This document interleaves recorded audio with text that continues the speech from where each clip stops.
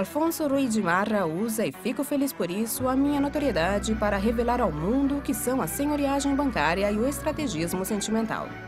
Uma notoriedade que tenho porque, salvo exceções, a mídia, mas também a distribuição editorial, são subservientes ao poder bancário e trabalham não para informar, mas para formar o pensamento de massa. Por isso me usaram, como usam qualquer coisa, para desviar as pessoas da necessidade de uma verdadeira mudança. As pessoas de boa fé, de fato, sabem que a agressão aos livros e aos vídeos de Marra é pilotada por essas sentinelas do regime, que agora tem medo de ter que explicar por que elas, no entanto, ocultaram a senhoriagem. Senhoriagem que não é o tema principal nem de Il Labirinto Femminile, nem da história de Giovanna e Margherita, que é a descrição do modo de formação do pensamento e dos sentimentos, isto é, do modo como elaboramos o nosso saber e atingimos a compreensão das coisas. Ou nos tornamos impregnados pelo amor ou vencidos pelos vícios. Livros nos quais também está escrito, onde foi possível em forma narrativa, e no caso de Il Labirinto Femminile, em forma de epistolário de amor, em torpedo SMS, o que é a inteligência, a esperteza, o estrategismo e a psicose crônica, ela própria filha do estrategismo. E ainda porque o poder econômico interfere na esfera sexual. E muito mais. Por exemplo, no campo do direito, da história da formação das culturas ou da física. Dito isso, a senhoriagem bancária primária consiste no fato que, não importunadas pela magistratura, os bancos centrais, entre os quais a Banca d'Itália, Banco Central Europeu e a Federal Reserve, são incrivelmente particulares. Fato este cuja importância, desde quando, há poucos anos, foi descoberto, se procura minimizar, mas que é, pelo contrário, a ruína do mundo, porque os bancos centrais imprimem, como proprietários, papel moeda arcando tão somente com o custo do papel e da tinta, porque há quase um século não se verifica nenhuma compensação áurea, e depois as vendem aos estados, cobrando-lhes um valor equivalente em bônus do tesouro, inventando assim a dívida pública. Senhoriagem primária que se deve eliminar nacionalizando os bancos centrais e tornando-os desta forma públicos, como todos acreditam que já o sejam, de forma que os estados possam produzir por si todo o dinheiro do qual têm necessidade, sem gerar nenhuma desvalorização, porque esta é algo diferente do que se acredita, e é gerada somente quando o dinheiro é produzido por um falsário, isto é, por qualquer um que não seja o Estado. De fato, em virtude do fenômeno da concretização, que foi o próprio Marra quem o definiu, se é o Estado quem produz o dinheiro, nunca se dará desvalorização, porque o Estado lhe dá o dinheiro apenas se você o compensa, ou de fato o concretiza, dando-lhe ao Estado em troca bens, prestações ou direitos. Por isso se tem um crescimento paralelo do dinheiro circulante e da riqueza real. Concretização que não se verifica quando quem produz o dinheiro é um falsário, porque o falsário atribui o dinheiro a si sem antes compensá-lo. A senhoriagem secundária consiste, ao invés, no fato que se, por exemplo, você deposita no banco 100 mil euros, dólares, esterlinas, etc., o banco fica com cerca de 2% como reserva e empresta os 98% que, uma vez depositados em outro banco, novamente em cascata, são emprestados pelos 98% até o infinito.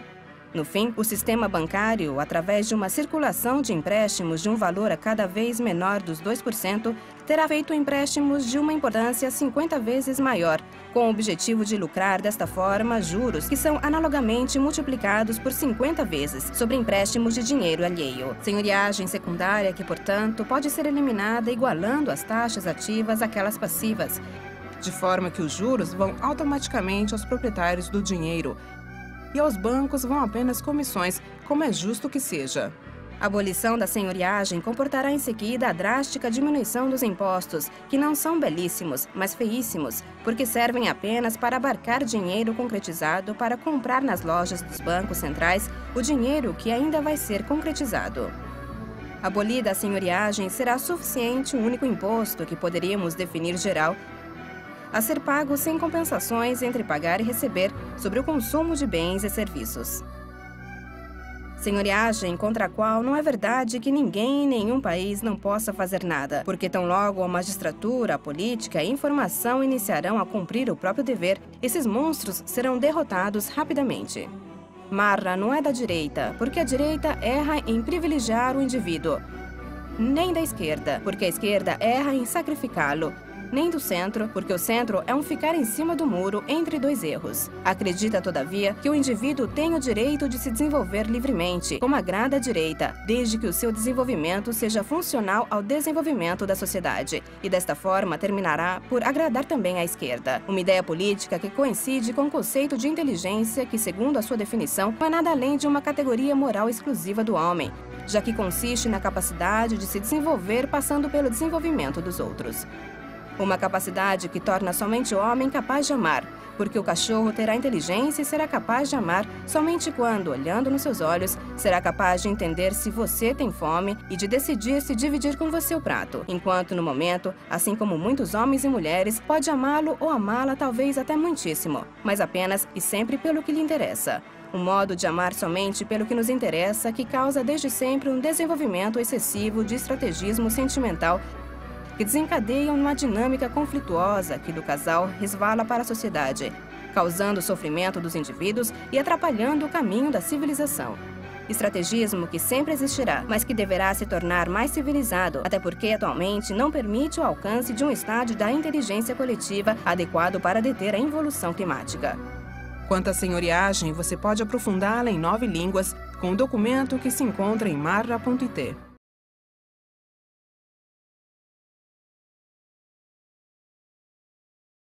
Por que Ruby para explicar a senhoriagem? Porque que serve para simbolizar como nenhum daqueles jornalistas, políticos, magistrados que as pessoas estão acostumadas a ver na televisão pode enfrentar esse assunto. Porque o preço da visibilidade é a subscrição desta forma de compromisso de nunca enfrentar determinado tipo de assunto. Pelo contrário, de utilizar qualquer assunto, até os mais terríveis, infelizmente, como o sequestro de crianças, os assassinatos e ainda a fofoca, para desviar de assuntos como a senhoriagem. O senhor poderia nos dizer novamente qual é o seu conceito de senhoriagem? A senhoriagem é o crime de todos os crimes. Um crime de tão espantosa iniquidade que a máfia, a camorra, a andrângueta são utilizadas os crimes dessas organizações como diversivo face ao crime da senhoriagem bancária. É algo muito mais difícil de crer do que compreender, porque é uma coisa simplíssima. Ou seja, o que acontece? Acontece simplesmente que os bancos centrais, Banco de Itália, Federal Reserve, Banco Central Europeu, não são públicos do Estado, como todos acreditam que sejam, mas são empresas privadas. Na Itália, a Banca Intesa São Paulo detinha até há pouco cerca de 42% da Banca de Itália. Não sei dizer quais as porcentagens exatas. E o que fazem? Imprimem o dinheiro arcando tão somente com o custo do papel e da tinta. Não precisa mais de compensação áurea. Nada. E em seguida, incrivelmente, vendem esse dinheiro ao Estado, que paga com promissórias especiais que são bônus do Tesouro. E dessa forma, com esse joguinho incrível, que nasce essa coisa da qual todo mundo fala e que se chama dívida pública. É esta a dívida pública. Para eliminar a dívida pública, é suficiente nacionalizar os bancos centrais. Todo mundo pensa que sejam públicos, basta nacionalizá-los.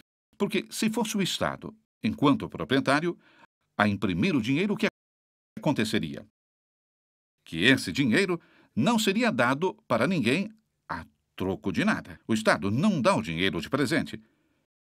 O Estado dá o dinheiro porque recebe bens, serviços, direitos. E assim, o que teremos? Um crescimento paralelo do dinheiro em circulação e da riqueza real que é utilizada a cada vez para pagar aquele dinheiro, para compensá-lo. Assim sendo, nunca haveria desvalorização. Quando é que acontece a desvalorização? Quando o dinheiro é impresso por um falsário.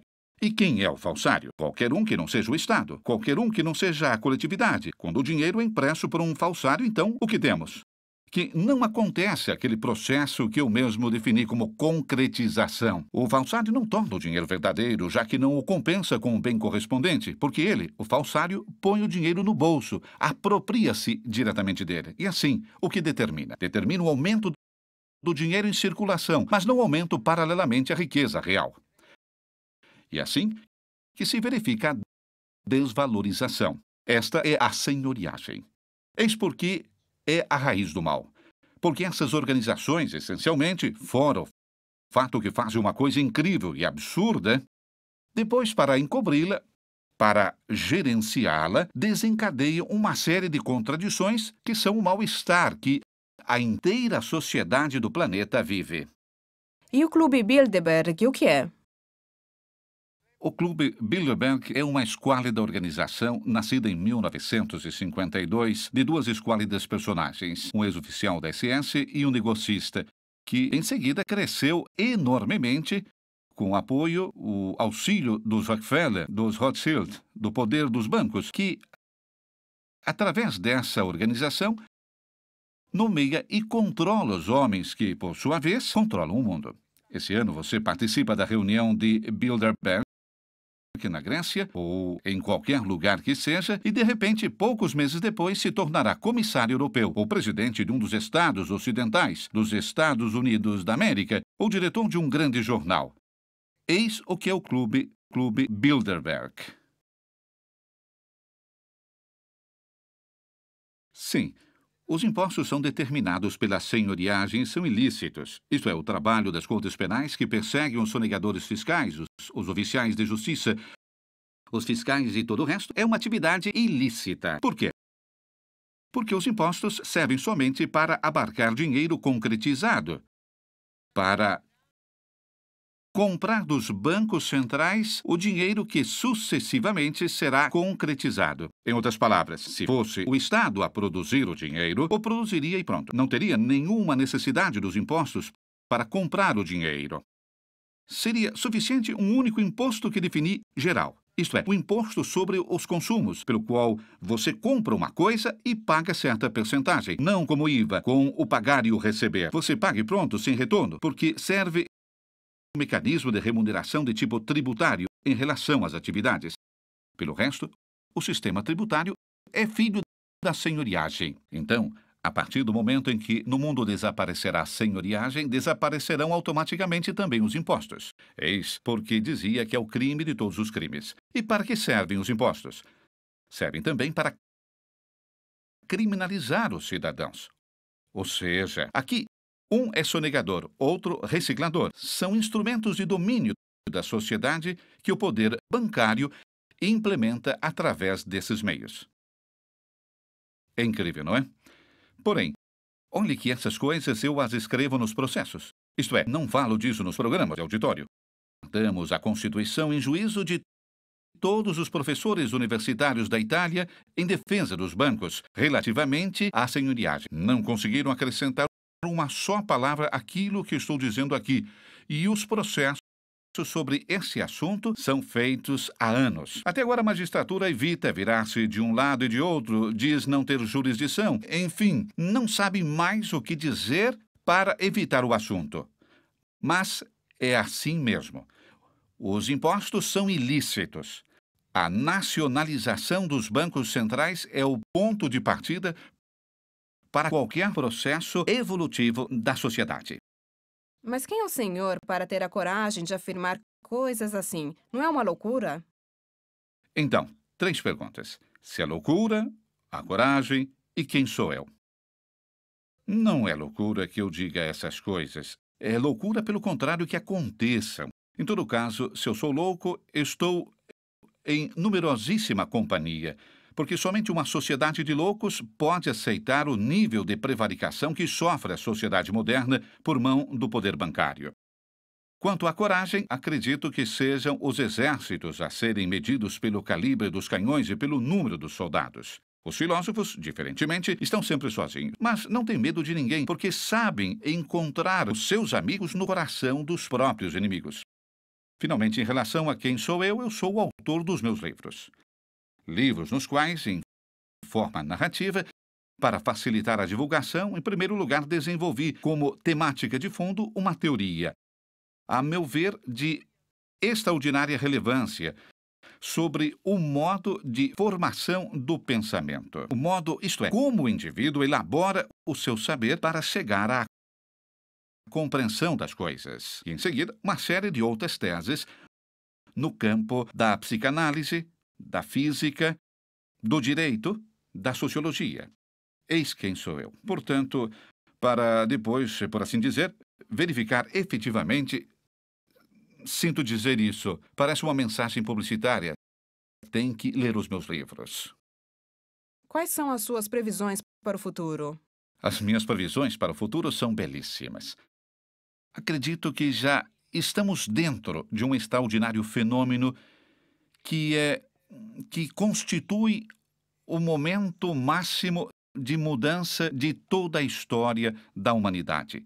E tenho certeza disso pelo simples fato que, se não acontecerá, daqui a pouco teremos ultrapassado o ponto de não retorno da evolução climática. Portanto, o homem que é astuto sabe como se salvaguardar no fim. Daqui a pouco iniciará essa mudança para se salvar. E, ao salvar-se, determinará em seguida essa magnífica, esta imensa transformação. É aquela que defini uma revolução nos meus livros. Defini uma revolução sem sangue, sem mortos e sem vencidos. Porque fomos todos demasiadamente partícipes daquilo que aconteceu para poder agora acusar em demasia poucos responsáveis do mal que foi causado à sociedade humana, ao próprio planeta. O senhor suscitou muitas reações e não sempre positivas. Vou revelar uma coisa, mas não é um grande segredo, porque está escrito na história de Giovanni e Margherita. Quem a leu sabe. Tudo está previsto. Na história de Giovanni e Margherita, eu descrevi em 1985 como, em quais maneiras, em que medida, uma vez que tivesse caído o muro do silêncio que me cercou por 25 anos, eu teria sido agredido, ridicularizado, para tentar me deter, para deter as minhas teses. Porque quando você escreve coisas que têm um grande potencial de provocar mudanças, a sociedade justamente se assusta. E então, até não entender, tenta detê-lo. Mas eu acredito que a mudança seja, por um lado, inevitável e, por outro, extremamente vantajosa. E, portanto, tenho certeza que em breve a sociedade se acalmará, aprofundará, aprovará aquelas teses. Então, o processo de mudança reiniciará rápido, incessante, rumo a seu êxito absolutamente positivo. O que gostaria de dizer às pessoas? Às pessoas, eu digo de saber. Porque o saber modifica as relações de força e leva à confrontação. Na confrontação, em seguida, qualquer forma de prevaricação dissolve-se.